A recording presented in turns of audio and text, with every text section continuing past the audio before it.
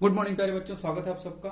Environment ecology की आज हम लोग हाजिर हैं क्लास लेकर 18वीं। दोस्तों आज ये जलीय पारितंत्र की अंतिम क्लास है।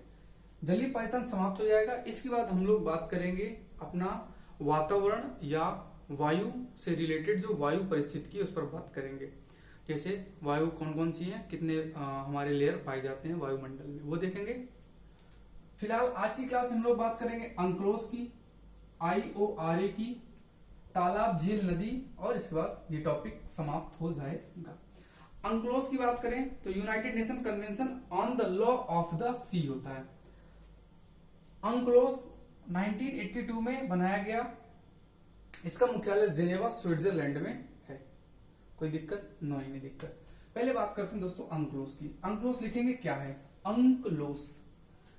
अंक्लोज के बारे में आपको मैं समझा दूं कि शुरुआत में पुर्तगाली आए भारत, अंग्रेज आए, डच, फ्रांसीसी, बहुत से लोग आए। कभी पुर्तगालियों ने युद्ध जीत लिया तो पुर्तगालियों का रास्ते में अधिकार हो गया, कभी डच ने जीता, कभी अंग्रेजों ने जीता। तो ये प्रोग्राम पूरा चलता रहा। जब द्वितीय विश्व युद्ध समाप्त हुआ, संयुक्त राष्ट्र संघ का गठन किया गया, तब से लेकर बहुत सारी संधियां, बहुत सारी बैठकें की गई, संधियों बनाने का प्रयास किया गया कि सारे जितने भी कानून हैं समुद्र के वो जोड़कर बनाए जाएं और एक कोई साझा नियम निकले यूनाइटेड नेशन का। बहुत प्रयास किए गए, नहीं हुआ। फाइनली एक काम किया गया, मानव जाति की साझा विरासत नाम से एक टॉपिक शुरू किया गया। वहां पे कहा गया, ध्यान देंगे क्या मैंने बोला, मानव जाति की साझा विरासत। उसमें कहा गया कि जो समुद्र है इसका प्रयोग सबके लिए किया जाएगा, इसमें सबका हित होगा, एक व्यक्ति का हित नहीं होगा। जो हित होंगे वो सब में आपस में बांटे जाएंगे और महासागर में किसी भी देश का कोई अधिकार नहीं होगा, वो सबके लिए बटा होगा। ये साझा विरासत से रिलेटेड एक समझौता था और उसमें कहा गया कि महासागर किसी एक देश का नहीं होगा बल्कि सभी देशों का समान रूप से होगा। दूसरी बात कहा गया, महासागर का जो प्रयोग होगा वो शांति के लिए किया जाएगा, कोई लड़ाई दंगा इसमें नहीं किया जाएगा, शांतिपूर्वक रूप से इसका यूज किया जाए। ये भी अच्छी बात थी। प्लस ये कहा गया कि अगर कोई देश यहाँ वैज्ञानिक शोध करता है तो वो फ्री में करेगा, उसके लिए कोई पेमेंट की कोई बात नहीं होगी, फ्री रहेगा सबके लिए। तो और ये भी कहा गया कि जो भी आप यूज करोगे महासागर का, भावी पीढ़ी को यूज ध्यान में रखकर करोगे। कैसा नाम, आप सारा संसाधन यूज कर जाओ, भविष्य की आने वाली पीढ़ी के पास कोई भी संसाधन ना बचे। ऐसी चीजों को ध्यान में रखना होगा। इतनी सारी बातें जब हुई मानव जाति की साझा विरासत में, तो इसका एक रिजल्ट निकला 1982 में और बाद में इसका नाम दिया गया अंक्लोज। इसका नाम क्या दिया गया? United Nation Convention on the Law of Sea. समुद्र के बारे में कोई एक कानून बनाना या समुद्री कानून पर संयुक्त राष्ट्र समझौता, हिंदी में कहते हैं समुद्री कानून पर संयुक्त राष्ट्र समझौता, ये इसका हिंदी में फुल फॉर्म है। कुल मिला के बना कब? 1982 में ये बन गया और बनने के बाद इस पर काम शुरू हुआ। जब ये बन गया तो अगली चीज आती है कि इस पे कौन कौन देश शामिल हुए। अंक्लोज में चाइना, भारत, इंडिया, फ्रांस और इसके साथ जापान और कोरिया, अगर इनकी बात करें तो ये प्रमुख थे। जब ये जुड़े तो ये प्रमुख थे। रूस भी साथ में इसमें प्रमुख था कि हम भी इसमें जुड़ेंगे और हम सब लोग मिलकर इसमें क्या करेंगे? निवेश करेंगे, अंक्लोज में निवेश करेंगे। इसमें अमेरिका नहीं जुड़ा। अमेरिका ने कहा ना, समुद्र पर हम कोई वाद विवाद नहीं करेंगे, पूरा समुद्र हमारा होगा, जहां इच्छा होगी वहां हम उतना इसका यूज करेंगे। तो लोगों ने इसको बहुत बहुत प्रेशर किया, बट ये आज तक अंक्लोज में शामिल नहीं हुआ। तो कोई बात नहीं। ये जो देश हैं, इन देशों को अग्रगामी निवेशक की मान्यता दी जाती है। रूस, चीन, इंडिया, फ्रांस, जापान, कोरिया, इनको सबको अग्रगामी निवेशक की भूमिका दी जाती है। अब इसके बाद सभी देशों ने कहा कि अब कोई एक कानून बनाओ। जब अंक्लोज बना तो अंक्लोज में कहा गया कि सबके लिए एक कानून होगा, सभी देशों के लिए एक कानून होगा। और फाइनली अंक्लोज ने एक कानून बना लिया, अपना एक नियम बना लिया अंक्लोज ने। और वो जो नियम बनाया उसके कुछ पॉइंट हम पढ़ लेते हैं। अंक्लोज में पहला एक नियम बनाया गया नौचालन का। दोस्तों नौचालन का मतलब क्या था? प्रत्येक देश को समुद्र उपलब्ध कराया जाएगा। मतलब नेपाल के पास अपना कोई समुद्र नहीं है, लेकिन नेपाल को हम समुद्र उपलब्ध कराएंगे। वो भारत के रास्ते नेपाल समुद्र का यूज करेगा, उसको भी समुद्र यूज करने का अधिकार है। चाहे किसी देश की सीमा समुद्र से लगे या न लगे, सभी लोग समुद्र का प्रयोग करेंगे। प्रत्येक राज्य, प्रत्येक देश समुद्र का यूज करेगा। बहुत अच्छी बात थी, सब लोगों ने इसे मान्यता दी कि जरूरी है सभी देशों के लिए, और सबके लिए चीजें क्या हो गई, खुल गई। इसके बाद कहा गया भू प्रादेशिक सीमाएं। भू प्रादेशिक सीमाएं यहां निर्धारित की गई। और ये भू प्रादेशिक सीमाएं क्या होती हैं, इसका मतलब कोई भी देश अपनी बाउंड्री से 12 नॉटिकल मील तक का जो क्षेत्र है उसे उसकी भू प्रादेशिक सीमा मानी जाएगी। 12 नॉटिकल मील तक उसकी भू प्रादेशिक होगी, वो पूरी तरह से उस देश के कब्जे में होगी, 100% उस देश का ही हिस्सा माना जाएगा, उसमें दूसरे देश का कोई अधिकार नहीं होगा, जिसकी सीमा है। अब यहाँ नेपाल नहीं आएगा, नेपाल का यहाँ कोई अधिकार नहीं है। नेपाल को बस नाव चलाने का अधिकार है कि वो अपना नाव इधर से जहाज लाकर पश्चिम बंगाल से उतार के अपना सामान नेपाल तक ले जा सकता है, भारत उसके लिए रास्ता उपलब्ध कराएगा। ये चीजें थी। इसके अलावा एक और चीज जोड़ी गई, विशेष आर्थिक क्षेत्र, स्पेशल इकोनॉमिक जोन। ये एक शामिल किया गया, EEZ कहा जाता है। स्पेशल इकोनॉमिक जोन का मतलब क्या था कि कोई भी देश अपनी बाउंड्री से 200 नॉटिकल मील तक के कोई भी संसाधन का यूज कर सकता है। कहां तक का, 200 नॉटिकल मील, दिखाई दे रहा है नीचे, हाँ ठीक है, 200 नॉटिकल मील तक का कोई भी क्षेत्र यूज करेगा। यहां वो अपना, अगर यहाँ पे खनिज मिल रहा है, यहाँ तेल मिल रहा है, तो वो इसका उत्खनन कर सकता है, बाउंड्री नहीं बढ़ाएगा यहां तक। वो बाउंड्री कहां तक रखेगा, अपनी सीमा के ही अंदर रखेगा। जैसे आपने बॉम्बे हाई सुना होगा, आप तटीय क्षेत्र जहां से हम क्या करते हैं, तेल और गैस का उत्पादन करते हैं। तो ये चीजें यहाँ पे शामिल की गई। ये इसके प्रमुख 3 पॉइंट थे जो कि अंक्लोज सबके लिए शामिल करता है। ये पॉइंट थे अंक्लोज के। अब अंक्लोज बन गया, अच्छा था। अंक्लोज में कई बार क्या होता है कि दो देशों के बीच विवाद हो जाता है। जैसे भारत में यहाँ पे श्रीलंका है, अगर इधर से 200 नॉटिकल मील, इधर से 200 नॉटिकल मील लिया जाए तो दोनों देशों के बीच आपस में लड़ाई हो जाएगी। क्योंकि यहाँ पे जो एरिया है उसकी लंबाई 200 नॉटिकल मील से हो सकता कम हो, तो लड़ाई होनी यहाँ शुरू हो जाएगी। तब क्या किया जाए, तब उसके लिए जरूरी था कि एक न्यायालय बनाया जाए, और एक न्यायालय बनाया गया। लिखेंगे, देख लेंगे। दो देशों के मध्य समुद्री विवाद हो तो अंतरराष्ट्रीय समुद्र तल कानूनी प्राधिकरण बनाया गया। अंतरराष्ट्रीय समुद्र तल कानूनी प्राधिकरण बनाया गया। अंतरराष्ट्रीय समुद्र तल कानून प्राधिकरण बनाया गया। इसका मुख्यालय जर्मनी में है।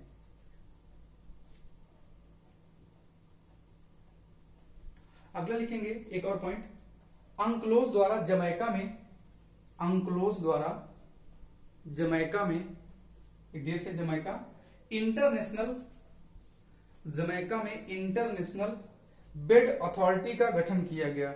इंटरनेशनल बेड अथॉरिटी का गठन किया गया।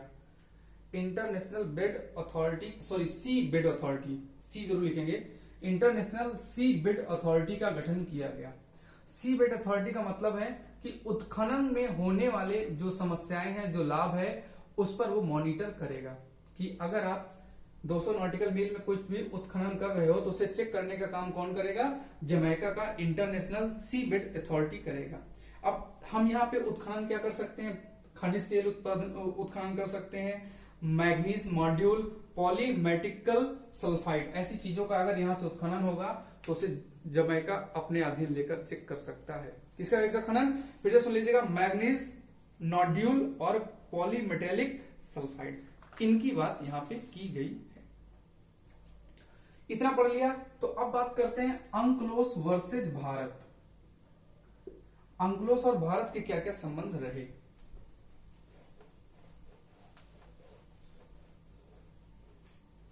अगर हम अंक्लोज और भारत की बात करें, भारत की तटीय सीमा की लंबाई है लगभग 7500 किलोमीटर। ये हमारी बाउंड्री कितनी है, 7500। तो भारत को 1.5 लाख वर्ग किलोमीटर क्षेत्र दिया गया है कि वो अपनी बाउंड्री के चारों तरफ उत्खनन का कार्य कर सकता है। कितना, 1.5 लाख वर्ग किलोमीटर क्षेत्र भारत को अलॉट किया गया है, जहां पे भारत सरकार क्या करता है, यहाँ पे अपना वो खोद और यहाँ से उत्खनन का कार्य करता है। अच्छा, ये सारा जो है ये किसके अधीन आएगा, तो इसके लिए भारत सरकार ने एक मंत्रालय बनाया है जिसका नाम है, लिख लेंगे पृथ्वी एवं विज्ञान मंत्रालय के अधीन ये सारा कार्य होता है। पृथ्वी एवं विज्ञान मंत्रालय के अधीन होता है। पृथ्वी विज्ञान मंत्रालय के अधीन जितना खोज खनन सारा काम होता है। एक दो पॉइंट और लिख लेंगे, लिखेंगे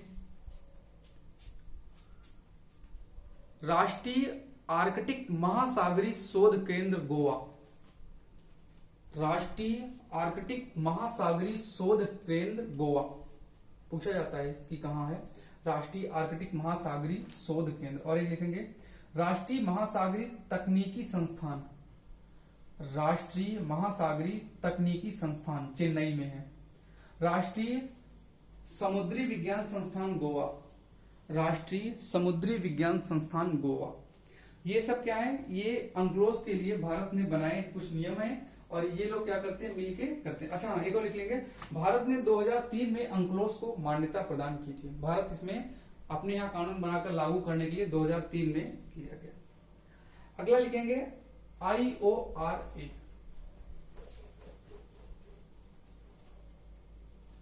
हिंद महासागर तटीय संघ। IORA हिंद महासागर तटीय संघ। Indian Ocean Rim Association. इसका मुख्यालय जो है वो है मॉरिशस में, इवेन नामक शहर में। इवेन मॉरिशस में इसका मुख्यालय है। 27 इसके सदस्य हैं। कितने देश सदस्य हैं? 27 देश इसके सदस्य हैं। इसका गठन कब हुआ था? इसका गठन हुआ था 1997 में।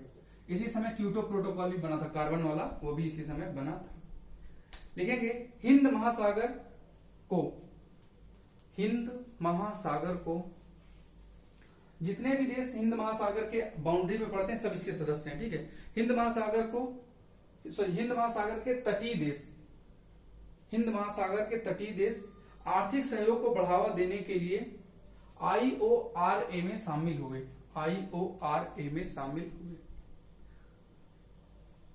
जिसका उद्देश्य व्यापार का उदारीकरण सहयोग, जिसका उद्देश्य उदारीकरण सहयोग, वृद्धि में निवेश, प्रोत्साहन, समुद्री सुरक्षा व्यापार निवेश, समुद्री सुरक्षा व्यापार निवेश, मत्स्य, आपदा जोखिम, पर्यटन, सबको बढ़ावा देना है।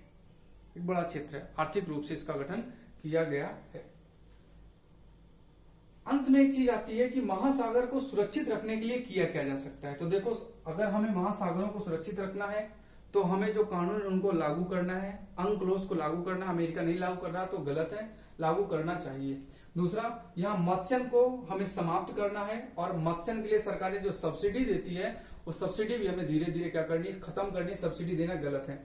यहाँ पर 35% मछलियों का अवैध कारोबार होता है, वो भी हमें क्या करना है, बंद करना है, ये गलत है।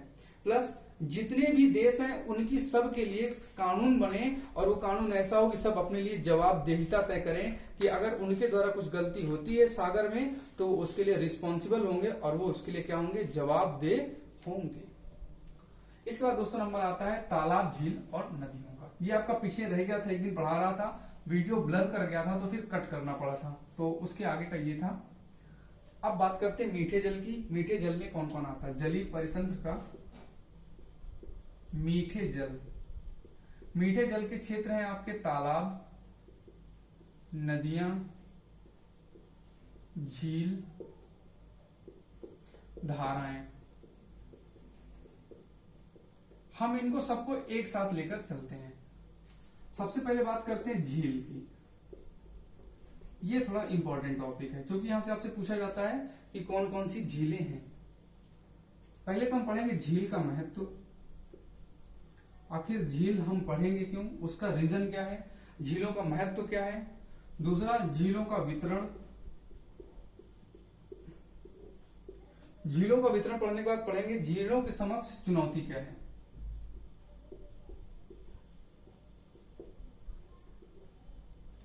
ये तो हम पढ़ेंगे झील में। अच्छा, झील पढ़ने की बात आई है तो आपको एक कहानी भी सुनानी बनती है। झील के लिए एक कहानी सुना देता हूं आपको और इसका समाधान लिख लेंगे, चुनौती और समाधान। बेंगलुरु शहर है एक। बेंगलुरु शहर में बहुत सारी झीलें पाई जाती थी। आज से कुछ दिन पहले वहां बहुत सारी झीलें पाई जाती थी। दो इतनी बड़ी बड़ी झीलें थी जो कि पूरे बेंगलुरु शहर को पानी उपलब्ध कराती थी। कोई दिक्कत नहीं थी, सब अच्छा था। बेंगलुरु शहर का विकास हुआ, दोनों झील बेंगलुरु शहर के बीच में थी, पूरे बेंगलुरु शहर को पानी उपलब्ध कराती थी। विकास शुरू हुआ और विकास की अंधी दौड़ ने आज उन दोनों झीलों को गायब कर दिया। आप सोचो कितनी बड़ी झील रही होगी कि वो लाखों लोगों को पानी उपलब्ध कराती थी और वो गायब हो गई, समाप्त हो गई, डूब गई, सूख गई। कितना बड़ा विनाश है, अपने आप में एक चिंता का विषय है। अगर दोस्तों हम बात करें तो पूरे विश्व में लगभग 50 लाख झीलें पाई जाती हैं। कितनी झील पाई जाती हैं? 50 लाख। आप कितनी झीलों के नाम याद रख सकते हो? बोलीविया में बहुत सारी झीलें हैं, जैसे टिटिकाका और बहुत सारी झीलें हैं।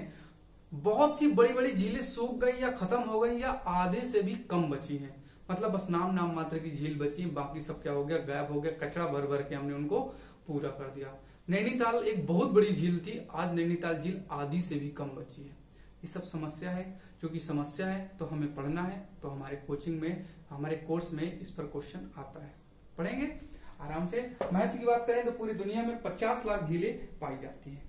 अगर हम झील की बात करें तो जो झील होती है यह एक संक्रामक क्षेत्र होता है। संक्रामक क्षेत्र का मतलब एक होता है स्थल, एक होता है जल। जल तो हो गया आपका झील, लेकिन ये झील और स्थल के बीच में एक संक्रामक क्षेत्र बनाता है जो कि झील की वजह से ही बनता है। और इन दोनों के बीच में बहुत बड़ी मात्रा में जैव विविधता पाई जाती है। जैव विविधता का मतलब होता है दो चीज, एक होता है जंतु और एक होता है वनस्पति। यहाँ दोनों की जब मात्रा बहुत ज्यादा हो जाए तो उसे जैव विविधता कहा जाता है। स्थल के भी लोग हैं, जल के भी लोग हैं, दोनों के उभयचर के भी हैं, जलीय भी हैं, स्थलीय भी हैं। इसलिए ये झील अपने आप में क्या हो जाता है, इसका महत्व बढ़ जाता है। दूसरी बात, ये जो झीलें हैं ये स्वच्छ जल उपलब्ध कराती हैं। स्वच्छ जल का सबसे बड़ा भंडारण है। मीठे पानी का ये जो झीलें क्या है, सबसे बड़ा भंडारण है। अगर हम बात करें, हमारी पृथ्वी में 3% ऐसा जल है जो पीने योग्य है।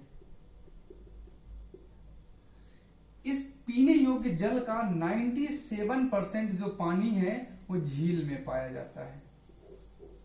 वैसे तो 97% सतह चला गया, जो 3% उसका 97% सतह में नीचे चला जाता है, और जो बाकी का बचा 3%, उस 3% का 97% पानी झीलों में पाया जाता है। सबसे ज्यादा पानी कहाँ पाया जाता है? झील में। अगर झील सूख गई तो फिर हमें पीने के लिए पानी का कोई साधन उपलब्ध नहीं बचेगा, खत्म हो जाएगा, लाइफ समाप्त। अगली चीज आती है वितरण। अब देखो वितरण क्या है। वितरण एक ऐसा टॉपिक है जो आपके किसमें आएगा? ज्योग्राफी में, कि कहां कहां कितनी झीलें पाई जाती हैं। लेकिन अब चूंकि यहाँ पे कर रहे हैं तो एक दो झीलों के नाम कर लेते हैं, ज्यादा नहीं करवा पाऊंगा, एक दो झीलों के नाम कर लीजिएगा। भारत की झीलों के नाम मैं बोल देता हूं, लिख लीजिएगा। आंध्र प्रदेश में कोलेरू झील, कल भी एक आया था, जो कि एक जो झील है क्या है, ये एक ऐसी झील है जो रामसर संधि में शामिल है। कोलेरू झील आंध्र प्रदेश।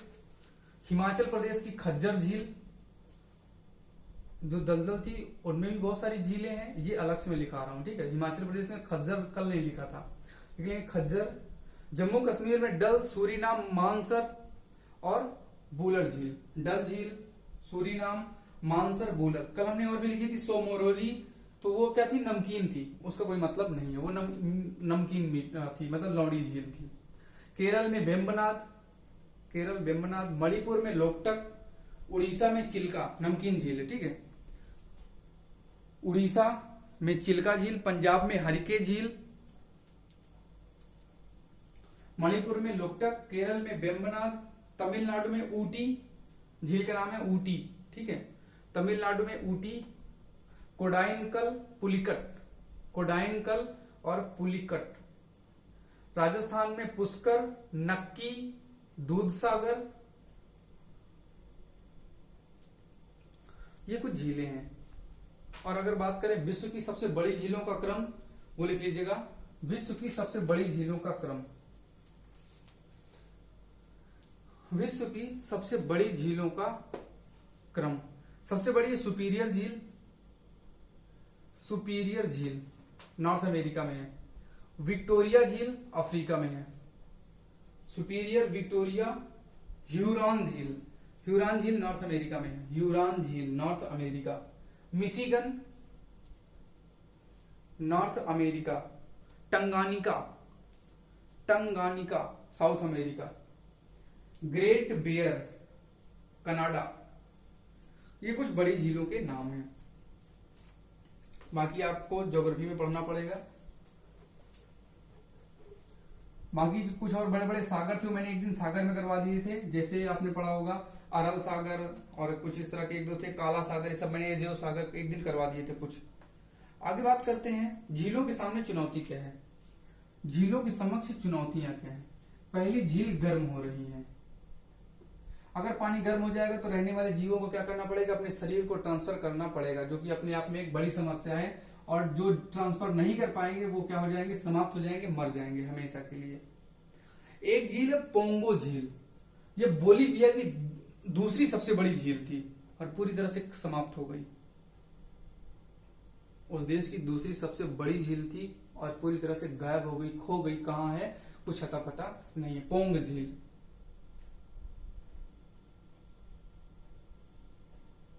एक है अफ्रीका की तंगानिया झील, तंगानिका झील। तंगानिका झील में मछलियां मर रही हैं। क्यों मर रही हैं? पानी का तापमान बढ़ गया है, अम्लीय हो गया है और उसकी मछलियां बच नहीं पा रही हैं। अगर बात करें तो 60 साल में, पिछले 60 साल में 1/5 तालाब सूख चुके हैं।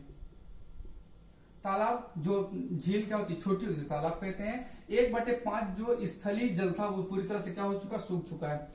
आपको याद हो तो एक दिन मैंने आपको लेंटिक और लोटिक पढ़ाया था, रुका हुआ जल और बहता हुआ जल। नहीं पढ़ाया तो फिर से आगे पढ़ाऊंगा, वैसे आपको ये बात पता होगा। बहता हुआ जल और रुका हुआ जल क्या होता है, इनमें चुनौतियां क्या है कि अगर जलवायु परिवर्तन हुआ तो वनीकरण निर्वनीकरण होगा, वन गायब हो जाएंगे, तो इनके लिए चुनौती बढ़ जाएगी, क्योंकि इनके लिए पानी का उपलब्धता समाप्त हो जाएगी। अगर जंगल समाप्त हुए तो लिख लेंगे, जंगल की समाप्ति भी इनके लिए क्या है, खतरा है।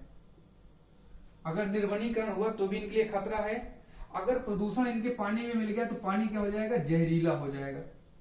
इनका पानी क्या हो रहा है, जहरीला हो रहा है, वो भी इनके लिए एक समस्या है। और यहाँ पर कई बार प्रवासी पक्षी या प्रवासी निक्षेप आ जाता है, जो इनको पता ही नहीं होता है वो कहां से आ गया। कुछ ऐसे तत्व तो पाए जाते हैं पानी में जो पता ही नहीं उस झील में कहां से आ गए, जिसके आसपास कोई स्रोत नहीं होता है।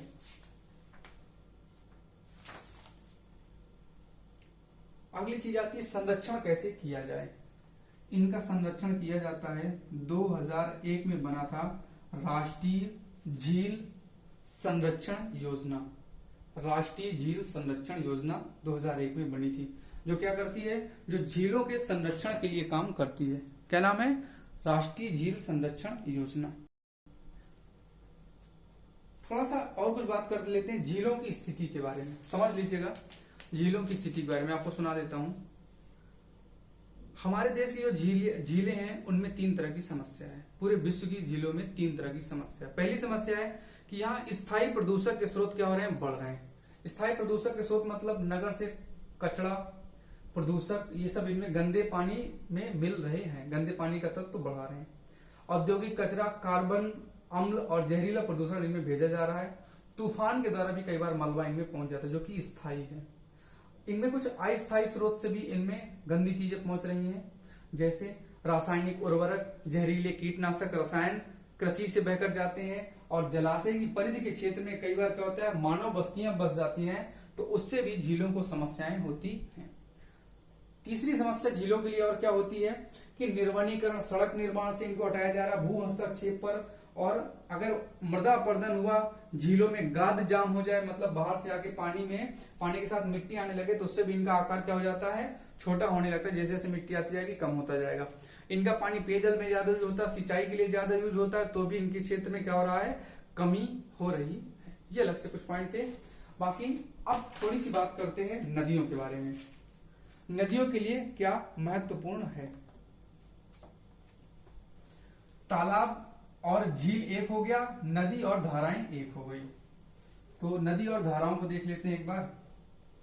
एक दो पॉइंट इसके भी क्यों रह जाए, है ना। नदियां,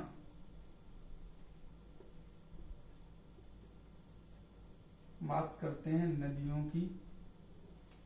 नदियों के 3 रूप हैं। 3 पॉइंट नदियों में पढ़ने हैं। एक, महत्वपूर्ण क्यों है।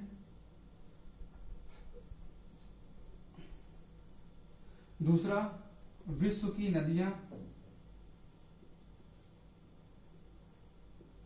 विश्व की नदियां और नदियों के सामने चुनौती क्या है।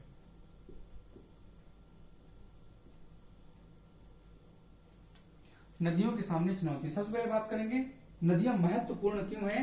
आखिर कौन सा रीजन है जिसकी वजह से हम कह रहे हैं कि नदियां क्या है, महत्वपूर्ण है। क्योंकि यह जीवन देती है, जीवनदायी है, ये जीवन उपलब्ध कराती है। हमारी जीवन रेखा इन्हीं के ऊपर चलती है। जैसे आप गंगा यमुना नदी अगर सूख जाए तो पूरा उत्तर प्रदेश क्या हो जाएगा, तबाह हो जाएगा, समाप्त हो जाएगा। ये जैव विविधता को बचाती है। अब अगर कोई एक नदी 5000 किलोमीटर बहती है तो 5000 किलोमीटर के आसपास के जो पेड़ पौधे, नदी नाले, खेती किसानी और वहां के जो छोटे छोटे जीव हैं, जो जंगल होंगे, सबको पानी का उपलब्ध कराता है। और अगर नदी सूख गई तो जैव विविधता भी क्या हो जाएगी, समाप्त हो जाएगी। इसके लिए जरूरी है कि नदियां क्या रहें, बनी रहें। दूसरा, नदियां हमें बाढ़ से बचाती है, नदियां हमें सूखा से बचाती हैं। बाढ़ आ रही तो नदियों में पानी बह जाता है, सूखा पानी ज्यादा गिर गया तो नदियों में बह जाएगा, सूखा आया तो नदियों से हम पानी लेकर बचा सकते हैं। और हमारे पूरे विश्व में 80% लोग नदियों के किनारे रहते हैं। 80% लोग कहां रहते हैं, किसी न किसी नदी के किनारे रहे। जैसे दिल्ली यमुना नदी के किनारे है, इलाहाबाद प्रयागराज गंगा नदी के किनारे है। ऐसे हर एक शहर किसी न किसी नदी के किनारे जरूर होता है। नदियां हमारे लिए क्या लाती है, भवन निर्माण सामग्री, सीमेंट वगैरह के लिए हमें क्या करती हैं, उपलब्ध कराती हैं। प्लस ये हमें खाद्य भी उपलब्ध, भोजन भी उपलब्ध कराती है, जैसे मछली वगैरह भी हमें उपलब्ध कराती हैं। प्लस कई बार नदियों के किनारे हमें कुछ परमाणु खनिज भी प्राप्त होते हैं, जैसे डोलोमाइट वगैरह भी कई बार नदियों के किनारे मिल जाते हैं। सोन नदी के किनारे कुछ बहुत सोना भी मिल जाता है। तो ये इस तरह से ये हमारे लिए आर्थिक रूप से, सामाजिक रूप से, सांस्कृतिक रूप से भी महत्वपूर्ण होती है। विश्व की नदियों की बात करें तो आपको मैं कुछ पॉइंट बता देता हूं, सिर्फ सुन लीजिएगा, आपको समझ में आएगा कहानी क्या है। सिंधु, कोलोराडो और येलो नदियां ये पहले समुद्र में मिलती थी। सिंधु नदी, कोलोराडो नदी और पीली नदी किसमें मिलती थी, ये जाके मिलती थी समुद्र में। अब नहीं मिलती, समुद्र में मिलने से पहले सूख जाती है। समस्या है, बिल्कुल समस्या है। दूसरी बात, अगर नदी महासागर तक नहीं जाएगी तो जो क्षेत्र उसके बिना रह गया मरुस्थल हो गया और मरुस्थलीकरण को बढ़ावा मिलेगा, एक और समस्या। दूसरा, भारत की 60% नदियां प्रदूषित हैं। 60% नदियां क्या है, पूरी तरह से प्रदूषित हैं। 40% बची, वो 40% वही है नर्मदा जैसी नदियां जिनमें पानी बहुत कम होता है। बड़ी नदियां सारी प्रदूषित, गंगा यमुना ब्रह्मपुत्र ऐसी सारी नदियां क्या है, भारी मात्रा में प्रदूषित है। 2014 में दिल्ली घोषणा पत्र जारी किया गया। 2014 में WWF के सहयोग से जारी किया गया था दिल्ली घोषणा पत्र। ये WWF क्या है, world wide fund for nature, इसके द्वारा जारी किया गया था दिल्ली घोषणा पत्र, जिसमें भारत की नदियों के बारे में बताया गया कि भारत की नदियों के सामने कौन कौन सी चुनौतियां हैं और भारत सरकार को क्या क्या करना चाहिए। बात करेंगे भारत सरकार को क्या क्या करना चाहिए। नंबर 1 लिखेंगे, मानवीय गतिविधियों के कारण प्रदूषण नदियों पर बढ़ा है। बांध निर्माण से नदियों के ऊपर खतरा आया है। प्रदूषण, नदियों पर बांध बनाना, प्रजाति पर्यावास में वृद्धि करना, औद्योगिक कचरे को नदियों में मिलाना। यमुना नदी में सबसे बड़ा रीजन यही है कि यहाँ पे क्या किया जाता है, जहाँ औद्योगिक कचरे को, दिल्ली का जितना कचरा है ये सब यमुना नदी में मिला दिया जाता है। अभी बिल्कुल साफ है, इस समय लॉकडाउन की वजह से बिल्कुल साफ है। कीटनाशक, रसायन, उर्वरक, कृषि, मलबे आदि को नदियों में बहाया जाता है। कीटनाशक, रासायनिक, मलबा, इन सबको बढ़ाया जाता है। प्लस आक्रामक प्रजातियों का भी इनमें कई बार आविर्भाव होता है। आक्रामक प्रजाति मतलब अब उसमें हमेशा फेना रहता है, तो फेने की वजह से बहुत सारे कीटाणु आते हैं जो कि जहरीली चीजों को भी खा लेते हैं, तो इससे आक्रामक हो गए। कभी भविष्य में पानी शुद्ध होगा तो ये लोग इतनी ज्यादा मात्रा में रहेंगे कि वहां की जो डॉल्फिन है उससे क्या करेंगे, मारकर उसे हटा देंगे, स्वयं वहां के लिए निवासी बन जाएंगे। ऐसी बहुत सी चीजें होती हैं, देखते रहेंगे, धीरे धीरे चलते रहेंगे। एक किसी दोस्त ने एक दिन कहा था कि उसे पिरामिड समझ में नहीं आया। मैं 2 मिनट आपको पिरामिड बता देता हूं, फिर आगे चलते हैं।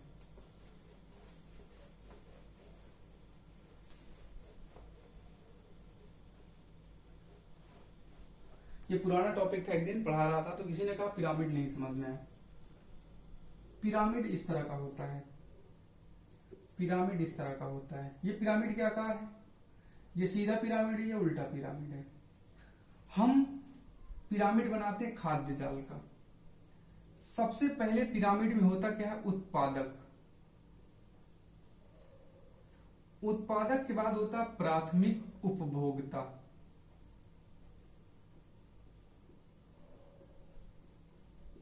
प्राथमिक उपभोक्ता के बाद होता है द्वितीयक उपभोक्ता।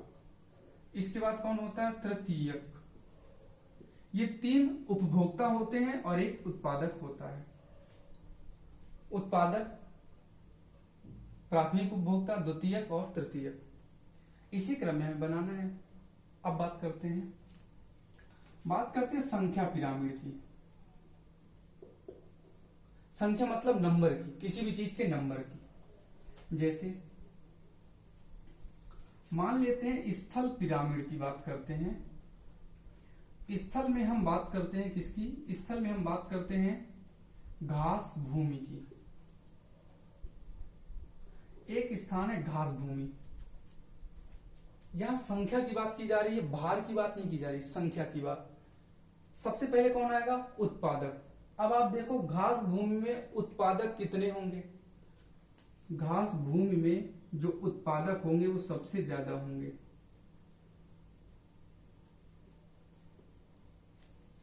घास भूमि में घास सबसे ज्यादा होती है, कोई दिक्कत, नो एनी दिक्कत। सबसे ज्यादा घास होगी, नहीं होगी, बिल्कुल होगी, सबसे ज्यादा घास होगी। घास को खाने वालों की संख्या इनसे क्या होगी, थोड़ी कम होगी। प्राथमिक उपभोक्ता क्या होंगे, कम होंगे। जैसे अगर इनकी यहां घास की संख्या है 10,000, तो घास को खाने वाले चूंकि जी रहे हैं तो इसका मतलब 10,000 से कम ही होंगे, तभी तो इनका पेट भर रहा है। इसका मतलब मान लीजिएगा ये कितने होंगे, 5,000। ये प्राथमिक उपभोक्ता हैं। प्राथमिक उपभोक्ता चूंकि जी रहे हैं और इनको द्वितीयक वाले खाते होंगे, तो जाहिर सी बात है इनको खाने वाले कम होंगे, तभी तो ये लोग जी रहे हैं, नहीं तो पूरा खा के खत्म कर देते। इसका मतलब इनकी संख्या इनसे क्या होगी, कम होगी। मतलब इसकी संख्या होगी मान लीजिएगा 3,000। इन दोनों को खाने वाला जो होगा वो इनसे दोनों से कम होगा, मतलब 1,000 होगा। इसे हम लिख लें 10,000, 5,000, 3,000, 1,000। अब आप देखो ऊपर कम है, नीचे ज्यादा है, नीचे ज्यादा ऊपर कम। भार पिरामिड कैसा हो गया, सीधा पिरामिड बन गया। ओके, यही बात हमें क्या करनी थी, समझनी थी, यही बात हमें जाननी थी। इसे कहते हैं पिरामिड का बनना। आई होप मेरी बात समझ में आ गई होगी। नहीं समझ में आई है तो फिर बता। अच्छा हाँ, यहां पे अगर हम बात करें ऊर्जा पिरामिड की, कि ऊर्जा कैसे होगी, तो इनके पास सबसे ज्यादा ऊर्जा होती है। इनसे ऊर्जा अगले क्षेत्र में जाती है। इनके पास अगर इकाई 1,000 इकाई है तो इनके पास 100 इकाई जाएगी। 90% इकाई का ऊर्जा क्षति हो जाती है। इनसे कम इनके पास जाएगी ऊर्जा, इनसे कम ऊर्जा इनके पास जाएगी और इनसे कम ऊर्जा इनके पास जाएगी। तो सबसे ज्यादा ऊर्जा नीचे होगी, सबसे कम ऊर्जा ऊपर होगी। तो ये पूछा जाता है कि ऊर्जा पिरामिड कैसा बनता है। ऊर्जा पिरामिड सीधा बनता है। कोई दिक्कत, कोई परेशानी, नो एनी परेशानी, कोई दिक्कत नहीं। अब अगर हम यही घास भूमि की जगह हम बात करें